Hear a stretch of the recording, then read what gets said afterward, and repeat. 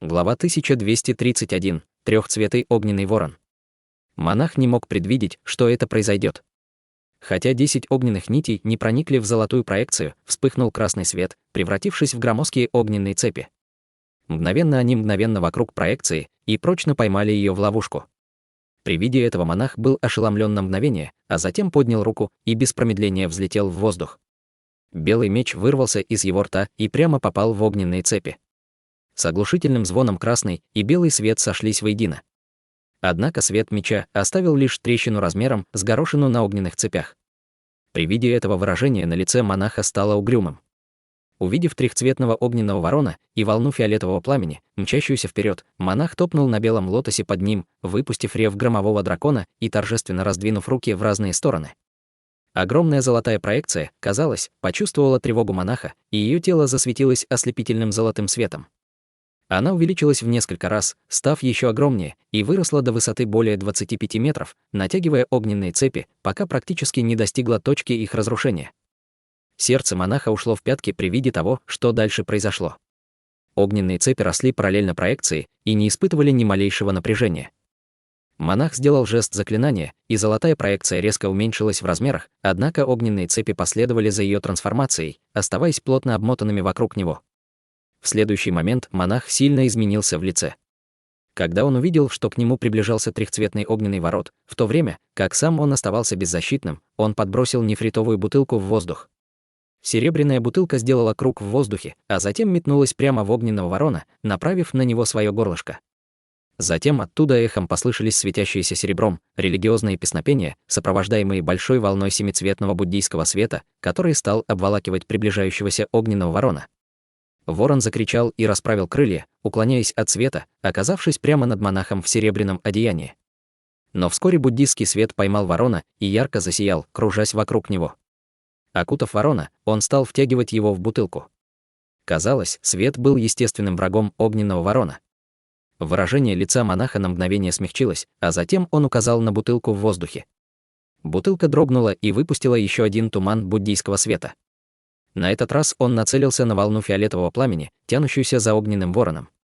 Похоже, он намеревался использовать это сокровище для борьбы с обоими атаками. Но в этот момент Хань Ли произнес «взрыв». Маленькая серебряная бутылка, плавающая в воздухе, яростно затряслась и мгновенно деформировалась, а изнутри нее стал вспыхивать серебряный свет. Изнутри послышались приглушенные грохоты, которые с каждой секундой становились все громче.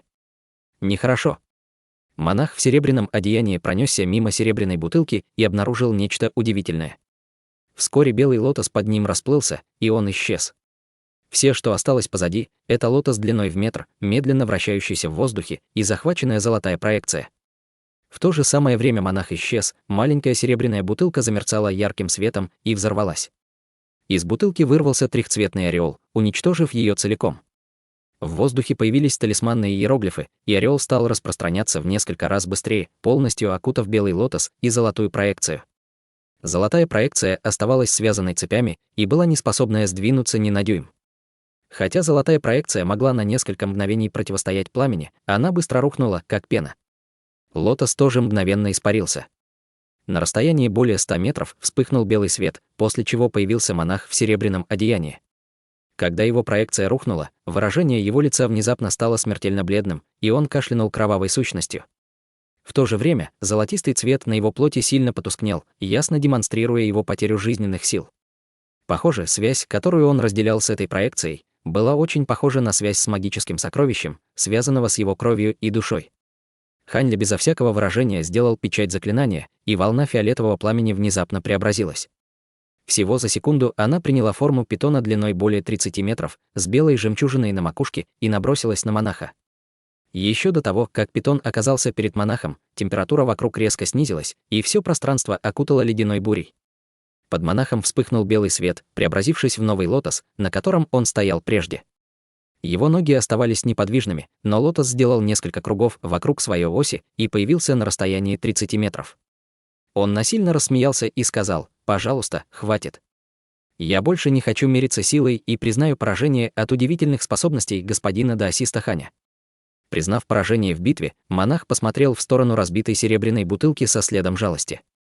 Бутылка была высокоранговым буддийским сокровищем, которое он приобрел с большим трудом. Он был глубоко подавлен тем, что сокровище было разрушено, и больше не хотел продолжать бой. Хотя обе стороны не проявили своей полной силы, способности Хань Ли были превосходными, и монах также получил несколько ранений. Услышав это, взгляд Хань Ли мелькнул, и он махнул рукой издалека.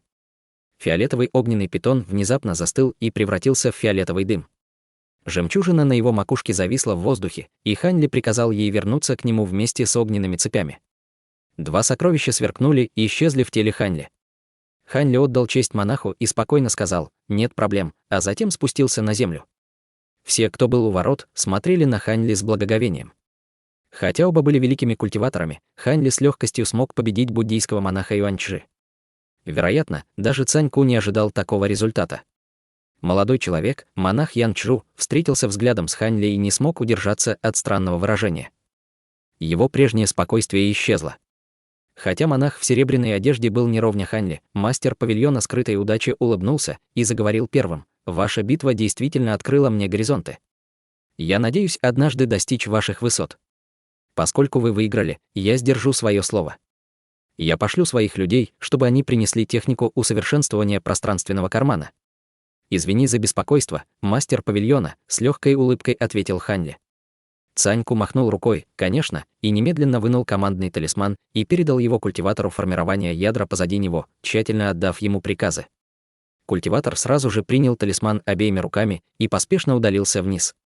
Помимо главного зала павильона скрытой удачи, в воздухе было несколько других павильонов. Все они были величественными сооружениями.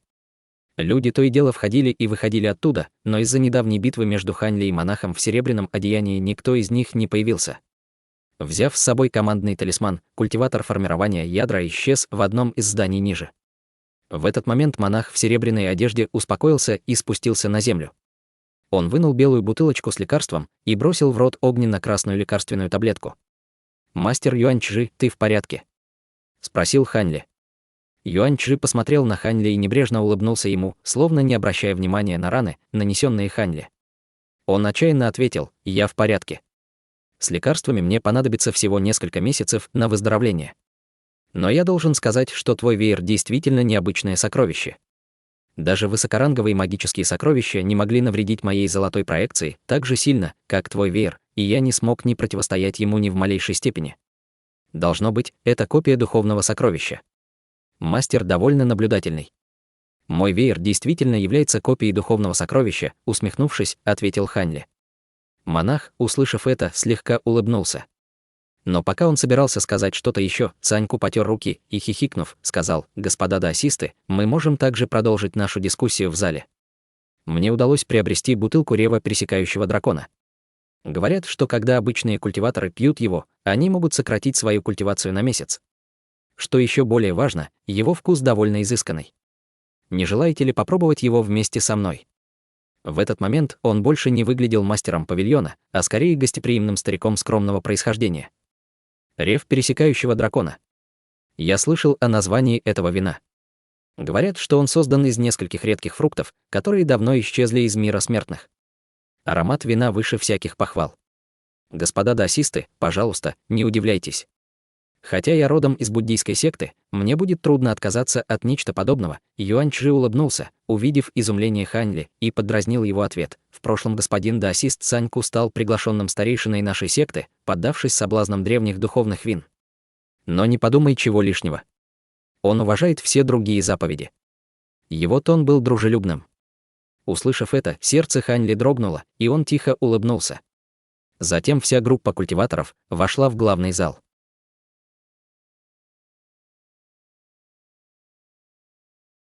Глава 1232. Перехват на полпути.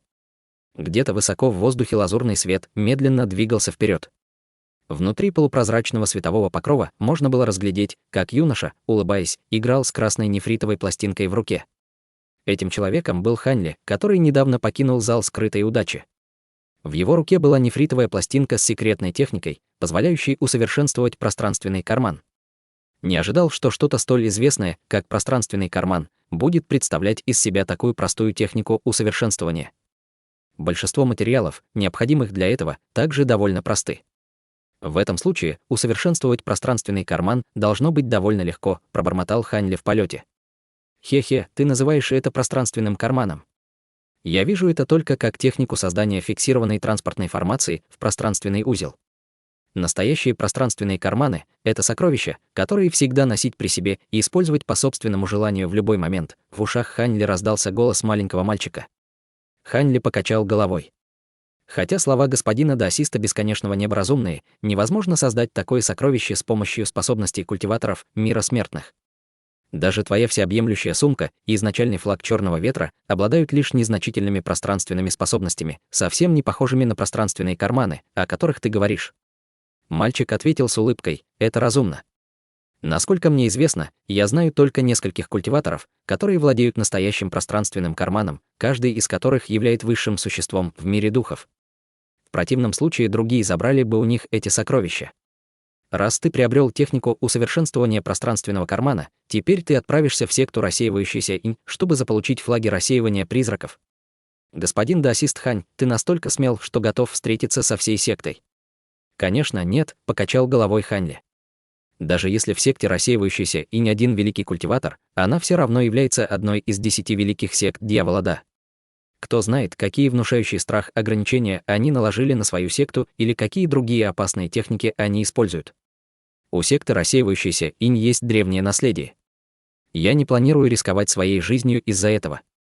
Тогда ты имеешь в виду, полюбопытствовал маленький ребенок. Все довольно просто. Чтобы уничтожить зло, я должен сначала уничтожить их короля. После того, как я справлюсь с мастером секты рассеивающейся инь, я прикончу остальных старейшин зарождающейся души. Кроме того, я расспросил о них ранее. За последние несколько лет появилось много сект дьявольского Да, которые следили за своим положением в 10 великих сектах. Этот мастер секты рассеивающийся инь часто покидает секту. Нам нужно только дождаться возможности убить его за пределами гор Фанман. Без стоящего на страже великого культиватора ограничения в секте рассеивающейся инь хотя и будут мощными, но мне не придется беспокоиться о них слишком сильно. Однако, прежде чем я начну действовать, лучше начать с других целей. В конце концов, я должен буду закончить это как можно скорее. Если культиватор стадии божественной трансформации обнаружит меня и решит вмешаться, это будет очень неприятно. Голос Хань Ли стал угрюмым.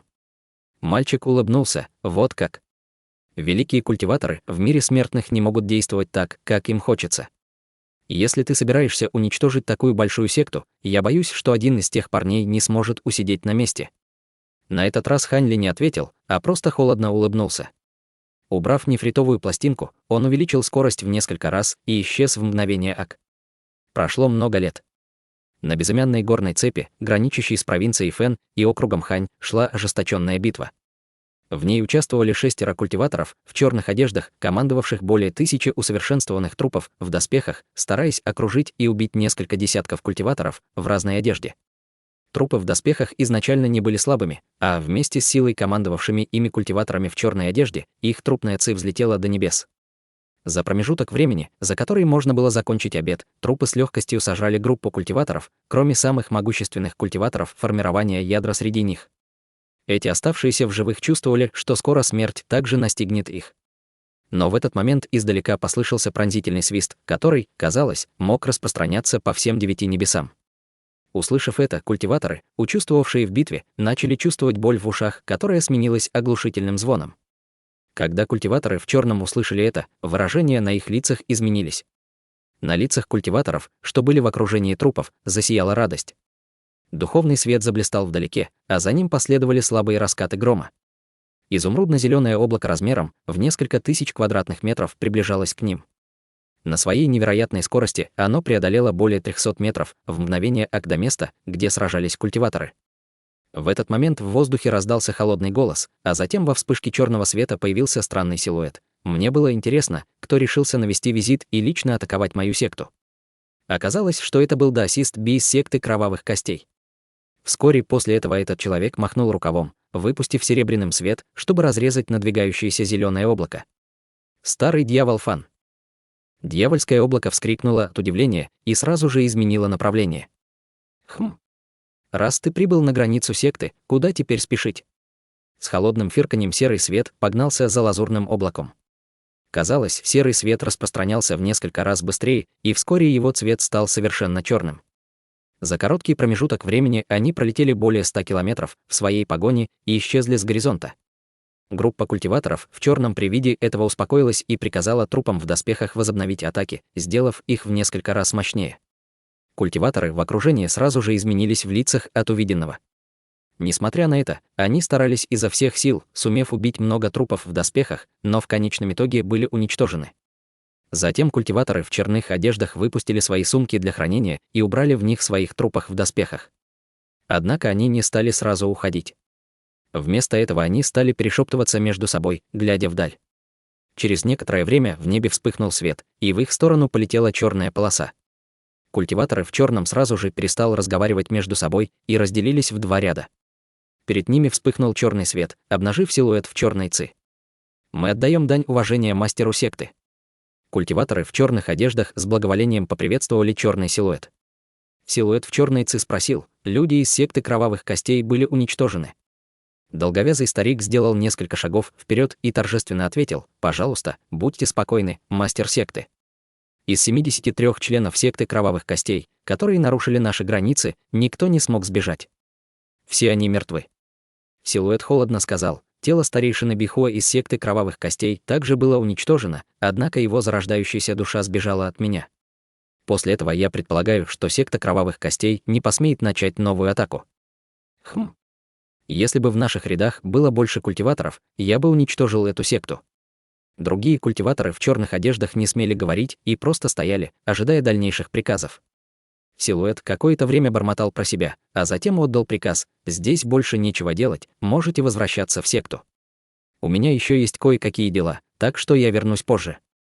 Как прикажете, старший?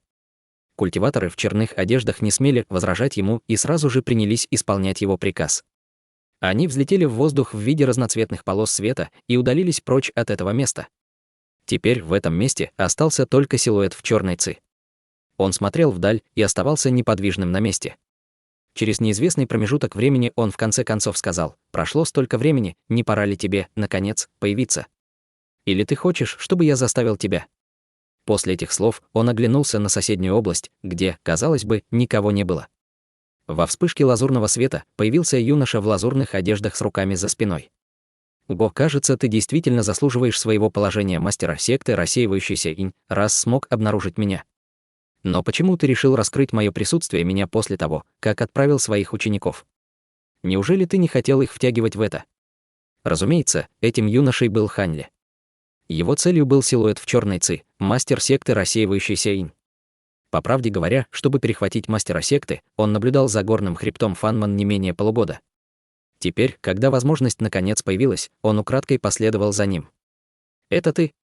Мастер Фан при виде Ханьли задрожал от злости и уставился на него яростным взглядом. «Похоже, мастер секты Фан узнал меня», — сказал Ханьли с равнодушным выражением на лице. «Значит, ты прорвался на позднюю стадию зарождающейся души и пришел сюда убить меня». Черная ци, окружавшая мастера секты, исчезла, показав человека лет 20 с чрезвычайно бледным цветом лица. В его глазах сверкал едва заметный зеленый свет. «Верно. Это место живым покинет только один из нас», — неторопливым тоном сказал Ханьли. Он говорил так, как будто беседовал со старым другом. Когда мастер секты рассеивающийся инь услышал слова Ханьли, он несколько раз изменился в лице, но, в конце концов, зеленый свет вспыхнул в его глазах, и он поднял голову, дико рассмеявшись. «Хорошо, очень хорошо. Даже если бы ты не пришел искать меня, в конце концов, я планировал выследить тебя в небесном южном регионе. Говорят, старый дьявол Цань и арктический дракон Северного ночного дворца погибли от твоих рук. Честно говоря, я не верю этим слухам, поэтому считаю, что ты прибыл сюда за собственной смертью. Я обязательно отомщу за смерть моей жены и старейшин нашей секты». Вскоре после этого его фигура развернулась, и вокруг него появилась черная ци. В мгновение ока он был полностью поглощен ею, а из черной ци послышались призрачные вопли. Затем внутри нее показалось несколько странных черных фигур.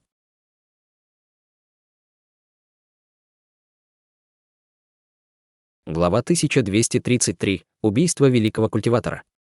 Даже при том, что черная ци была чрезвычайно плотной, Ханьли все равно смог идентифицировать дьявольских существ внутри нее. Внутри были 3 высоких трупов в черных доспехах. У одного была мерцающая желтая короткая алебарда, у другого — зеленое копье, а у последнего на плече висела мерцающая серебряная булава. У всех трех трупов были острые клыки, а в глазах сверкал зеленый свет. Все они, казалось, обладали силой культиватора стадии зарождающейся души, и особенно следует отметить трупа с булавой на плече. Дьявольская ци, исходящая из его тела, была особенно плотной, словно он уже достиг средней стадии зарождающейся души. Хань Ли был немного удивлен этим развитием событий, но, ничуть не испугавшись, сразу же вызвал маленький черный флакон и сделал печать заклинания руками. Внутри флакона вспыхнуло 5 вспышек серовато-белого света, которые в следующее мгновение превратились в 5 человекоподобных скелетов. Высвободившись из флакона, они истерично захихикали. В то же время из их тела повалила чрезвычайно плотная серовато-белая дьявольская ци, придавая им очень зловещий вид. Несокрушимые чевкающие демоны. Сердце мастера секты, рассеивающейся инь, дрогнуло при виде этого. Он и старый дьявол Цань были боевыми братьями на протяжении многих лет, поэтому он, очевидно, сразу же смог узнать его несокрушимых чевкающих демонов. Пока сердце мастера секты, рассеивающейся инь, было в недоумении, Хань Ли отдал приказ своим демонам, и в их руках сразу же появилось 5 пар костяных сабель. В следующее мгновение они атаковали мастера. У мастер секты не было времени на колебания. Ему оставалось только стиснуть зубы и приказать трупам в доспехах ринуться в бой к 5 демонам. Затем он взмахнул рукавом и выпустил черную бусину, а затем, по взмаху другой руки, вызвал похожий на вуаль желтый предмет. Однако до того, как мастер секты, рассеивающийся и не успел использовать эти сокровища, 3 трупов уже столкнулись с 5 демонами. В тот момент, когда они должны были столкнуться друг с другом, 3 трупа в доспехах разинули пасти, выблевывая гнилостный зеленый туман. Это был трупный яд, копившийся в их кишках на протяжении множества лет. Если бы этот яд поразил обычного культиватора, он, скорее всего, потерял бы большую часть своей культивации или даже был бы убит на месте. Тем не менее, 5 демонов не были людьми, и для них не было необходимости избегать этих взрывов яда зеленого трупа. Вместо этого они также раскрыли свои пасти и выблевали вспышки разноцветного ледяного пламени. Этот бой был не случайный спарринг-матчем. Хань Ли собирался убить этого мастера секты, рассеивающейся инь, поэтому он сразу же выпустил 5 своих ледяных огней, которые были культивированы им до пиковой стадии. 5 разноцветных ледяных огней переплетались друг с другом, создавая пятицветное огненное море, простирающееся к 3 трупам. Огненное море не только полностью уничтожило трупный яд, но и поглотило 3 трупов, которые неслись им навстречу. Страшные трупы в доспехах мгновенно замедлились, попав в пятицветное огненное море. Однако трупы не были в абсолютно опасном положении. Несмотря на то, что они, казалось, двигались со скоростью менее 1/10 от их первоначальной скорости, они могли использовать угольно-черную ци из их тел, чтобы задержать ледяной огонь. 5 демонов прекратили свою атаку при виде этого. Вместо этого они отступили на несколько футов, продолжая взрывать потоки ледяного пламени, таким образом гарантируя, что 3 трупа останутся в ловушке в огненного моря. Мастер секты, рассеивающийся, инь, смутился при виде этого. Он культивировал 3 этих трупных монарха на протяжении веков, и все они обладали чрезвычайно мощными телами и способностями. Он бы никогда не подумал, что несокрушимые чевкающие демоны с легкостью смогут уничтожить их, не успев использовать ни одну из своих способностей. Что это за пламя изо рта 5 демонов? Эти 5 демонов явно те же, что усовершенствовал старый дьявол Цань, так как же им удалось получить такие экстраординарные способности после того, как их принял Хань Ли. Плохое предчувствие появилось в сердце мастера секты, рассеивающейся инь, пока он пытался найти ответы. В то же время он без колебаний подбросил свои 2 сокровища в воздух. Сокровище, похожее на желтую вуаль, сделало круг в воздухе, а затем мгновенно превратилось в массивную сеть размером в несколько сотен футов. Сеть, казалось, затмила все небо, и Хань Ли, как и несокрушимые чевкающие демоны, были в пределах ее досягаемости. Тем временем черный шар медленно летал по воздуху, преследуя по пятам желтую сеть. При виде этого Хань Ли нахмурился и сразу же выплюнул изо рта маленький лазурный котел. Он положил руку на котел, и изнутри вспыхнуло духовное сияние, вслед за которым показалось огромное пространство лазурного света, заблокировавшее продвижение массивной сети. В то же время в его руках появились веер 3 огней и кипригель 8 духов, которым он взмахнул в воздухе. Под черным шаром сразу же появился серебряный цветок, и прежде чем последний даже успел раскрыть свои силы, он был полностью обездвижен без возможности сдвинуться ни на дюйм. Хань Ли не знал, что это был за шар, но при виде его у него по позвоночнику почему-то пробежала дрожь. Поэтому он сразу же выпустил кипригель 8 духов, чтобы заблокировать этот шар, и только тогда вздохнул с облегчением. При виде этого мастер секты, рассеивающийся инь, поспешно пытался использовать свое духовное чутье, но шар, казалось, застыл в воздухе и совершенно не реагировал. Старый дьявол был поражен желанием громко выругать Ханьли. Этот шар не был обычным сокровищем, и он намеревался застать Ханьли врасплох, чтобы одним махом убить его.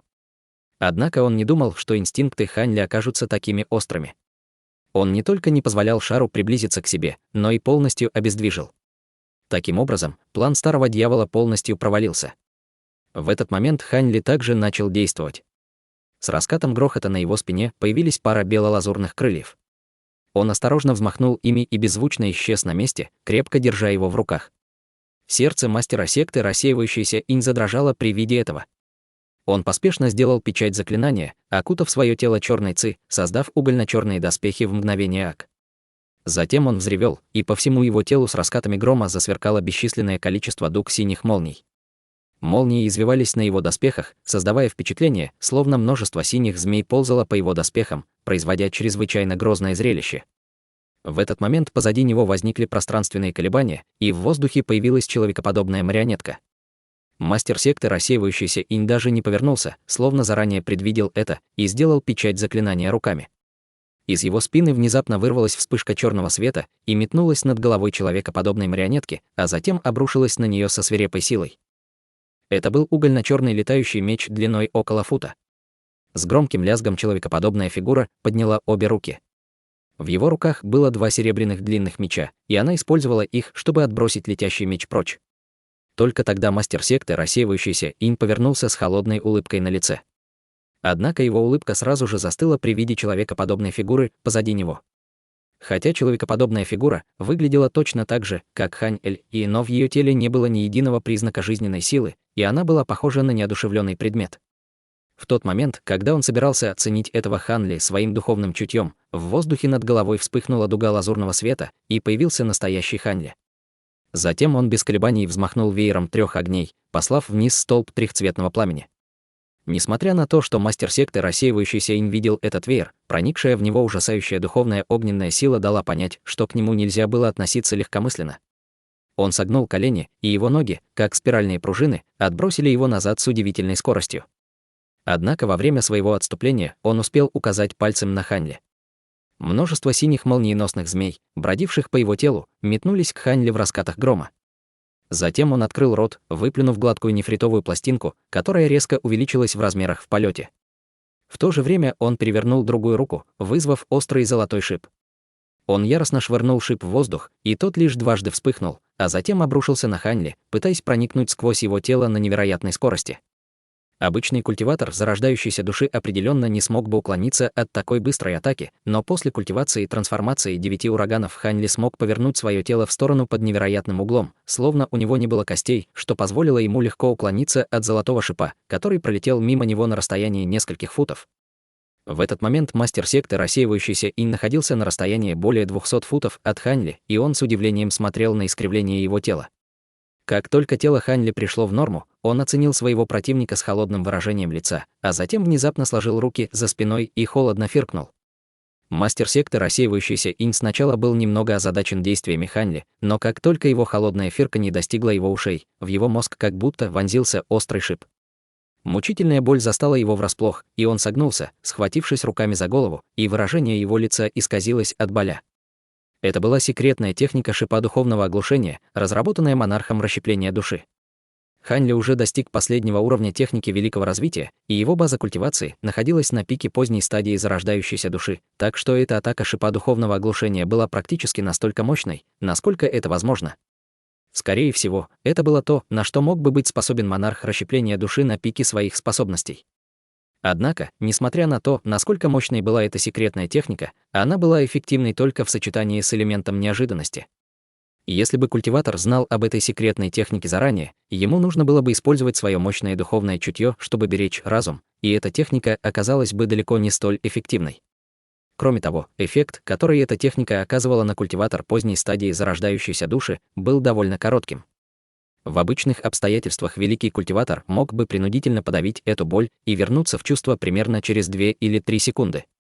Однако, что было довольно странно, так это то, что после высвобождения своего шипа духовного оглушения Хань Ли остался стоять на месте, глядя на мастера секты рассеивающийся инь так, как будто он оценивал покойника.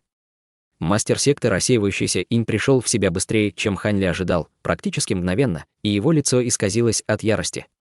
В этот момент его внезапно поразило ощущение, что что-то не так, и он поспешно обернулся, но было уже слишком поздно, холод пронзил его горло, когда черная полоска света обвела его шею, после чего его голова рухнула на землю.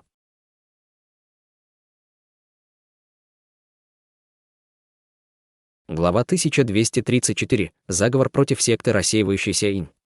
Эта полоса черного света, естественно, была никем иным, как кинжалом дьявольской эссенции, несмотря на то, что этот кинжал был чрезвычайно мощным и обладал исключительными способностями к сокрытию, великий культиватор все еще мог почувствовать его рядом с собой. Вот почему Хань Ли первым использовал шип духовного оглушения, вынудив мастера секты рассеивающийся инь рефлексивно вернуть свое духовное чутье обратно в свое тело из-за мучительной боли. Кинжал дьявольской эссенции смог воспользоваться этой возможностью, подлетев к своей цели и с легкостью пробив ему голову. Можно сказать, что победа была решена в одно мгновение. В противном случае, хотя Хань Ли был уверен в своей способности победить своего противника, это заняло бы довольно много времени и потребовало бы больших усилий. Мастер секты рассеивающийся инь облачился в доспехи и чувствовал себя в безопасности, поскольку и представить себе не мог, что Хань Ли может обладать таким сокровищем, как кинжал дьявольской эссенции, который может полностью игнорировать дьявольскую ци. В результате его броня оказалась совершенно неэффективной, и он был убит на месте. Обезглавив мастера секты рассеивающийся инь, Хань Ли внезапно расправил грозовые крылья и исчез во вспышке лазурной молнии. В следующее мгновение Хань Ли появился в воздухе над обезглавленным телом. Однако, прямо в этот момент, тело без головы внезапно начало расширяться, а затем резко взорвалось, выпустив поток крови на Хань Ли. Хань Ли испугался и сразу же поднял обе руки. С раскатом грома из его рук мгновенно вырвались две мощные арки золотой молнии, трансформировавшись в золотую сеть и нанеся ответный удар по алому туману. Этот алый туман должен был быть какой-то зловещей секретной техникой, которая позволяла культиватору использовать свое тело в качестве оружия, но против божественной дьявольской молнии она была совершенно неэффективна. Таким образом, в момент столкновения надвигающееся облако алого тумана было мгновенно побеждено серией вспышек золотого света. Однако крошечная черная человекоподобная фигура воспользовалась этой возможностью и сбежала. Эта миниатюрная человекоподобная фигура, естественно, была никем иным, как зарождающейся душой мастера секты рассеивающийся инь. Она умчалась на расстояние более 300 футов в мгновение ак, а затем начал использовать технику телепортации. После 2 мгновенных вспышек она оказалась на расстоянии нескольких сотен футов, уносясь на расстояние более 1000 футов от Хань Ли, и казалось, что она вот-вот сбежит. Выражение лица Хань Ли помрачнело, и на его лице появилась холодная улыбка. Громкий раскат грома внезапно раздался позади него, и 2 толстых лазурно-белых молнии одновременно заискрились на обоих его крыльях. Сразу после этого позади него появились молниеносные сферы, обернувшиеся вокруг его крыльев. Он хлопнул своими грозовыми крыльями, и сферы молнии взорвались, впрыскивая дуги лазурно-белой молнии в его крылья. Хань Ли превратился в дугу молнии и исчез с раскатом грома. В следующее мгновение он появился на расстоянии 300 футов и внезапно исчез в новом раскате грома. В следующий раз дуга молнии появилась на расстоянии нескольких сотен футов, и она была близка к тому, чтобы догнать убегающую зарождающуюся душу. Мастер секты рассеивающийся инь повернулся в тот самый момент, когда Хань Ли раскрыл свою необычную технику передвижения, и волна паники сразу пронзила его сердце.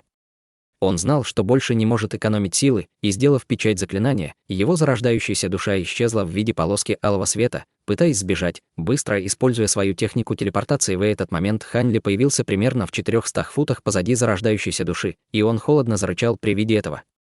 Тонкая рана появилась на его глобелле, после чего вспыхнул черный свет, и появилось угольно-черное глазное яблоко.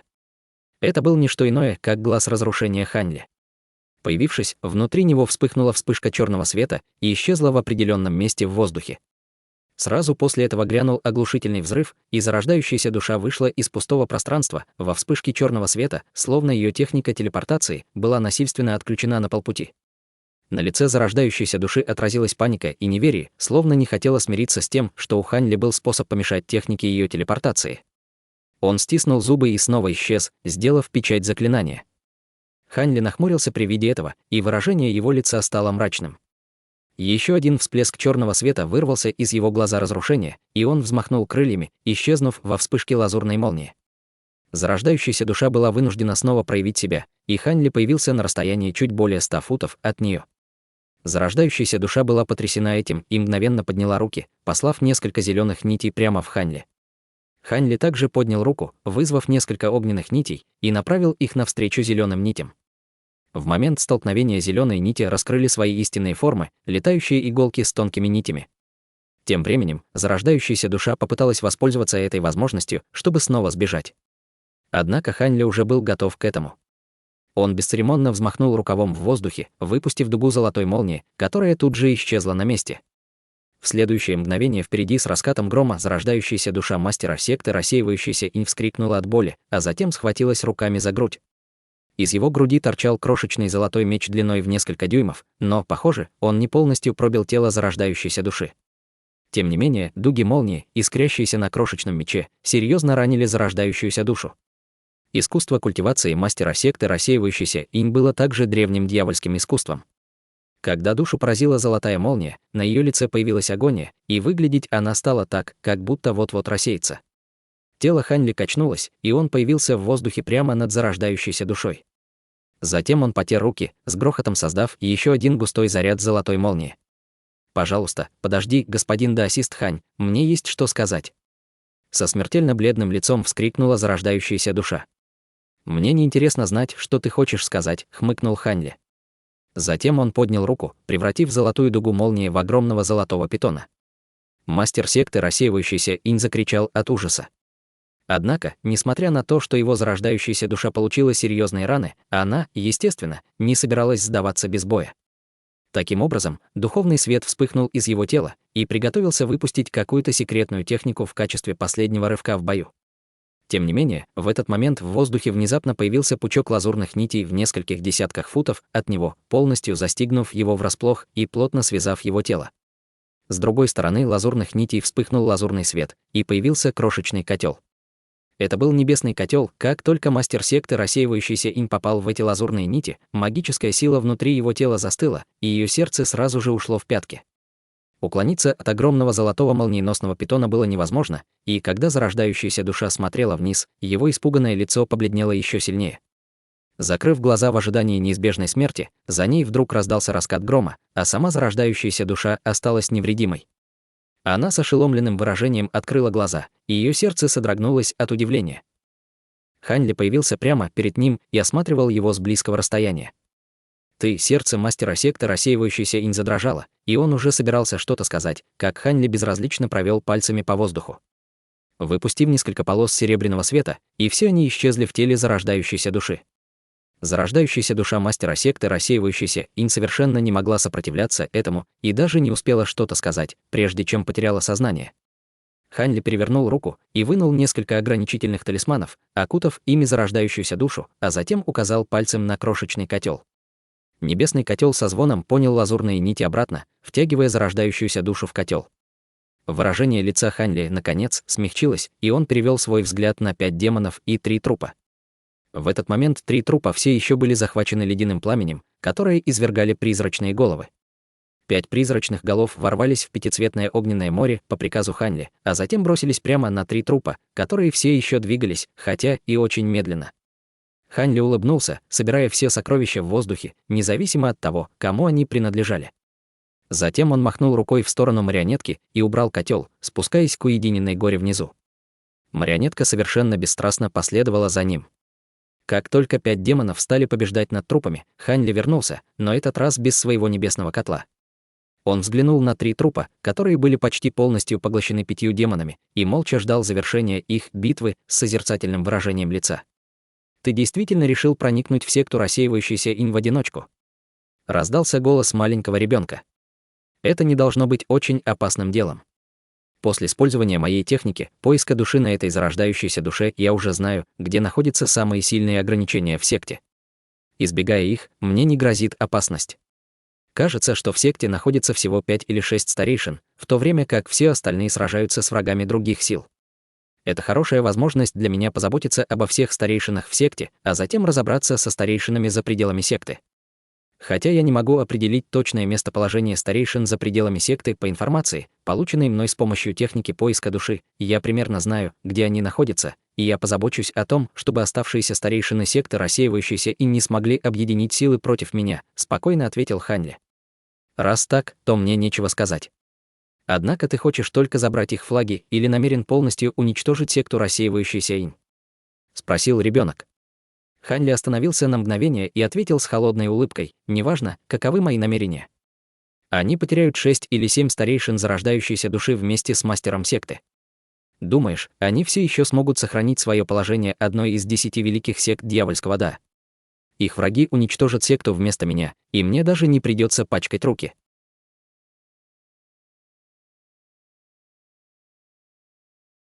Глава 1235. Громовые бомбы и бессмертные побеждающие бусы. Твои слова имеют смысл. Поскольку секта рассеивающаяся инь является выдающейся сектой дьявольского да, у них определенно много врагов. В противном случае мастер секты рассеивающийся инь не появился бы здесь, с улыбкой ответил маленький ребенок. С легкой улыбкой на лице Хань Ли взмахнул рукой и приманил к себе черный шар. Затем он замолчал и начал изучать шар. Однако прошло совсем немного времени, прежде чем он резко похлопал по сумке для хранения и вызвал деревянную коробку. Он подул в сторону коробки, и крышка слетела сама по себе. Внутри коробки был багровый шар, на котором было несколько ограничительных талисманов. Это сокровище Хань Ли забрал у монаха в серой одежде по имени Мо Цзю в пещере высшего нефрита Северного ночного дворца. Тщательно осмотрев черный шар, Хань Ли также поместил его в коробку. На первый взгляд, в черном шаре не было ничего необычного. Однако при ближайшем рассмотрении можно было бы обнаружить, что на его поверхности были серовато-белые руны. В то же время Хань Ли использовал на нем свое духовное чуть, заглянув вглубь шара и обнаружив там миниатюрные облака угольно-черного тумана. Эти облака беспорядочно падали и вздымались, и, казалось, они были наполнены чрезвычайно страшной и чистой дьявольской ци. Лишь через некоторое время Хань Ли отвел взгляд от черного шара и снова перевел взгляд на алый шар. Мельком взглянув, он обнаружил, что в нем скрывалась невероятная духовная сила огненного элемента. Он погладил подбородок с созерцательным выражением на лице. Не думал, что в мире смертных кто-то сможет усовершенствовать громовые бомбы, даже если это было в древние времена. Интересно, древние культиваторы сами смогли создать эту технику или им кто-то из мира духов даровал ее? В первом случае нет ничего страшного, но во втором, скорее всего, этот человек питал какие-то зловещие намерения, вздохнул маленький ребенок. Хань Ли был немного удивлен услышанным. Громовые бомбы. Они из мира духов. Но, использовав технику поиска души, я узнал, что их называют бессмертные побеждающие бусы.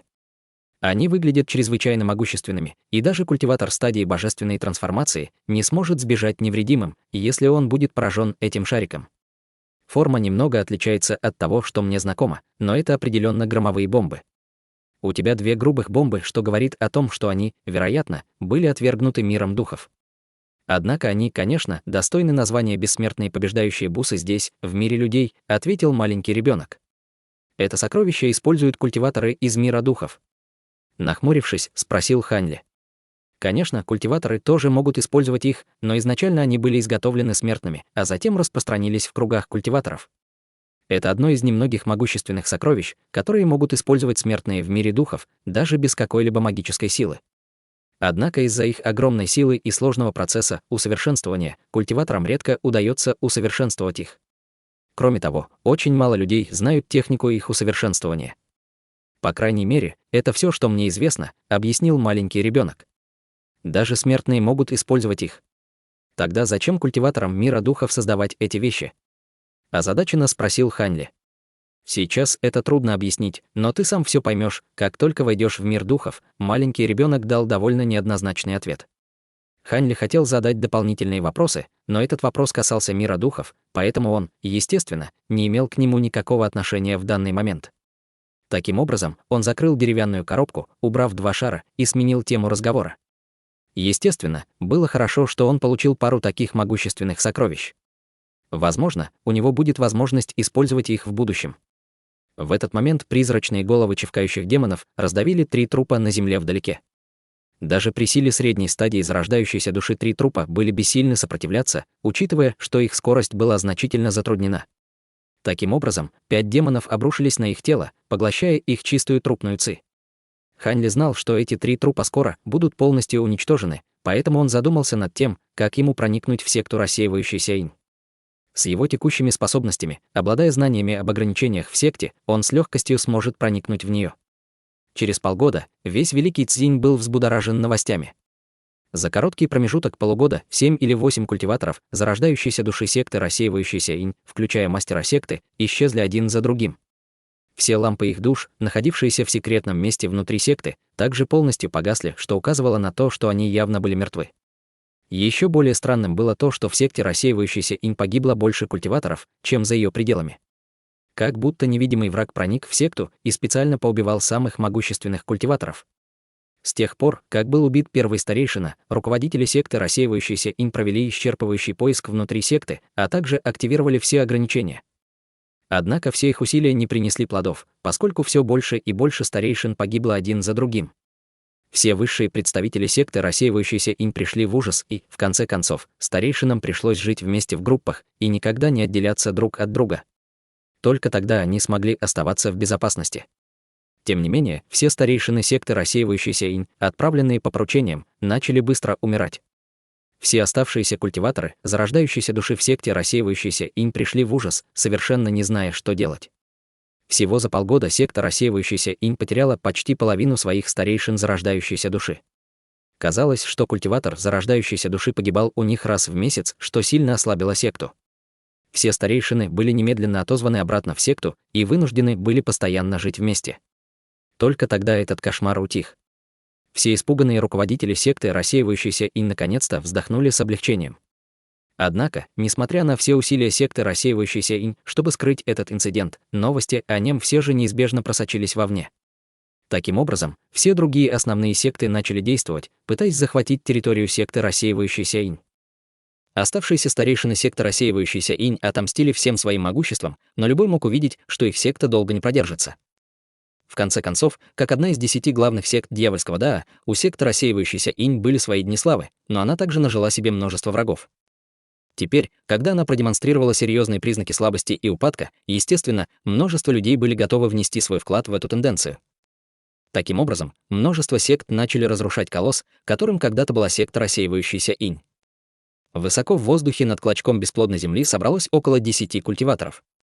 Они стояли в двух рядах, однако в центре между группами было два молодых человека, которые участвовали в ожесточенном сражении. Один из них манипулировал лазурным летающим мечом, в то время как другой использовал красную летающую саблю, и столкновения между двумя видами оружия вызвали эффектное световое шоу с раскатами грома. На лицах зрителей были возбужденные выражения, и они болтали между собой тихими голосами. Все эти люди были юношами и девушками, которые, казалось, были подростками, и все они были на стадии уплотнения ци. Среди них даже не было ни одного культиватора заложения основ. Судя по их одинаковой одежде, скорее всего, были учениками низшего класса из большой семьи или секты поблизости. Тем не менее, они собрались здесь, чтобы сражаться по некоторым причинам. Лазурный летающий меч и красная летающая сабля снова и снова сталкивались друг с другом. Лазурный меч, казалось, одерживал верх, и красная сабля медленно отступала. Так, лазурный духовный меч, несомненно, очень силен. «Похоже, старший боевой брат Лин одержит победу», сказала молодая девушка с улыбкой на лице. Ну и что? Если бы он был не из семьи Лин, откуда бы у него взялся среднеранговый духовный инструмент? Его главное преимущество — серебряная ложка во рту. Если бы у меня было такое сокровище, я бы точно не проиграл ему, недовольным, но тихим тоном проговорил молодой человек, как будто боялся быть услышанным. Молодая женщина хихикнула, услышав это. Хотя она была довольно юной, в ней уже был намек на соблазнительное очарование. Прежде чем она успела что-то сказать, молодой человек бросил взгляд вдаль и закричал от удивления. «Что там?» Удивленно спросила молодая женщина, а затем перевела свой взгляд в то направление, куда смотрел юноша, и на ее лице сразу же появилось удивленное выражение. Вдали можно было увидеть своеобразную человекоподобную фигуру. Человекоподобная фигура напоминала мужчину с массивными крыльями на спине. Над крыльями непрерывно вспыхивали лазурная и белая молния, но совершенно бесшумно, что позволило ему избежать обнаружения всех низкоранговых культиваторов внизу. Если бы не тот факт, что молодой человек просто так взглянул в этом направлении, эти двое тоже бы совершенно не заметили его. Мужчина сжал руки за спиной и продолжил движение, даже не глядя на низкоранговых культиваторов внизу. Казалось, он смотрел на что-то вдалеке, но в небе ничего не было, кроме нескольких белых облаков. Что это было? Неужели какой-то высокоранговый демонический зверь? Женщина была из семьи культиваторов, поэтому она прочла древние писания и знала о существовании демонов на стадии метаморфозы. Ни в коем случае. Наше государство Хуа довольно уединенно, и нет никакого способа, чтобы высокоранговый демонический зверь осмелился бы показаться здесь таким вопиющим образом среди бела дня. Должно быть, это какой-то старший с некоторой способностью летать. Несмотря на то, что молодой человек был совершенно ошеломлен, он смог сделать правильный вывод за короткий промежуток времени. Как ни странно, хотя человек с крыльями в небе находился очень далеко от них, он, казалось, услышал их разговор и внезапно повернулся, чтобы посмотреть на них. Их глаза встретились, и у пары молодых культиваторов сердце забилось быстрее. Не то чтобы черты этого человека были ужасающими или что-то в этом роде. На самом деле его внешность была обычной до такой степени, что в ней не было ничего примечательного. Однако в их сердце вселил страх вертикальный угольно-черный третий глаз, выросший на его глобеле. Этот глаз был совершенно деревянным и лишённым эмоций, в результате чего от одного лишь его взгляда у них побежала дрожь по позвоночнику.